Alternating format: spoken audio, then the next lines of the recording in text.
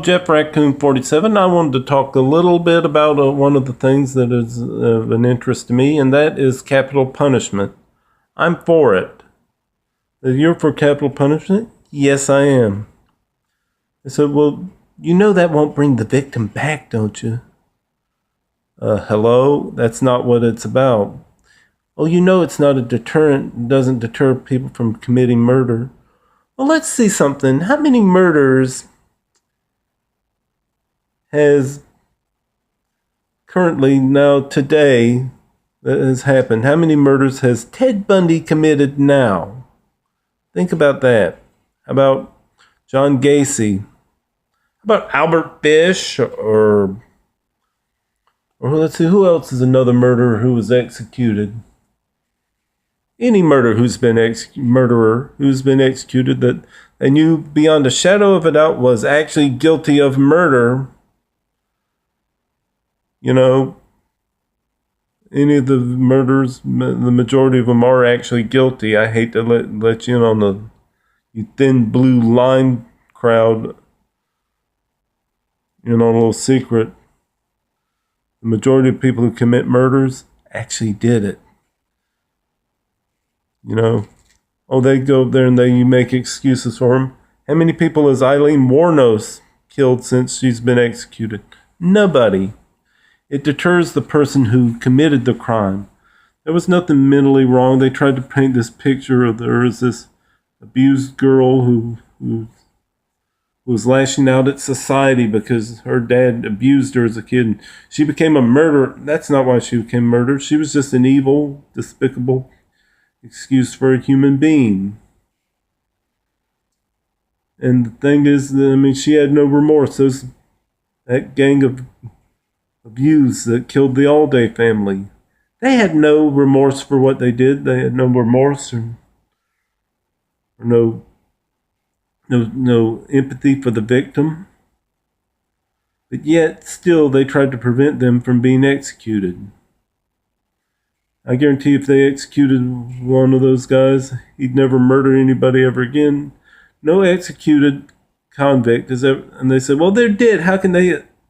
Exactly. A person who's a murderer who's executed cannot commit murder ever again. It's not murder to execute somebody. They say, well, the Bible says thou shalt not kill, but in the correct Hebrew translation of the Bible, it said thou shalt not murder. There were different words in Hebrew for killing. There was the killing, the one they did when they ritually sacrificed an animal to God. That was a specific word for that. There was a specific word for killing an animal for food, i.e., someone hunting or fishing. When you killed a fish or an animal for food, there's a specific word for that. And then there was a specific word for killing someone in warfare. And then there was a specific word for killing someone in self-defense. There was a very specific word for killing someone in just plain out cold blood out of anger and cold-bloodedness and hate.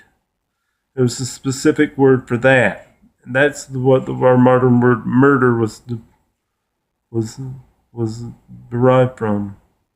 But yet, people say, well, they could be remorse. Well, they could end up having remorse later on. Convert to being a Christian and have remorse. Maybe so, but still, I admire the prisoner who goes up there and says, I did the crime, I'm going to take the punishment for it. And, it says that you're supposed to execute somebody for murder. I accept my fate. The murderer that says that takes his punishment like a man. I have respect for that person. He said if he really became a Christian, he'd take his punishment. I know that sounds cruel and cold-hearted and non-Christ-like, but if you looked on the cross, who was the guy that got saved? It was the guy who admitted his sins. It wasn't the guy on the cross next to Jesus who was mocking Jesus and saying, oh, take yourself down from this cross if you're so you're really the Son of God, and he was mocking him and making fun of him. But the thief and murderer next to Jesus went up there and said, Lord, I actually did wrong. And he tells the other thief, he says, hey, we deserve what we're getting. He doesn't deserve it. All he did was he was falsely accused, and you know that. We actually deserve. We're murderers and we're thieves. We deserve to be up here on these crosses. He doesn't. Lord, please remember me when you enter your kingdom. And Jesus told him today he'd be with him in paradise. The other guy ended up you know where. Well, that's why I support the death penalty. Just wanted to let you know and my viewpoint on it. And I hope I didn't offend anybody. I doubt I will. Those same people will be offended. Well, I'll let you go and have a nice day.